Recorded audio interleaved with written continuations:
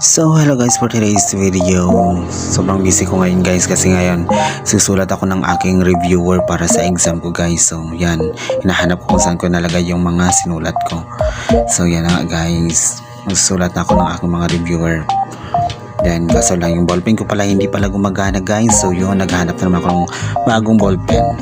At ito nga, nakalimutan ko na sa bago pala yung mga ballpen ko. Kaya ito na, susulat ako guys, and para maki-study na rin ako mamaya.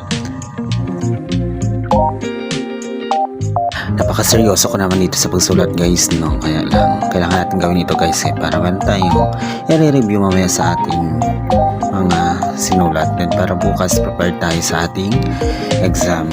Kailangan natin mag-review guys para hindi tayo babagsak at makapasa tayo sa ating exam.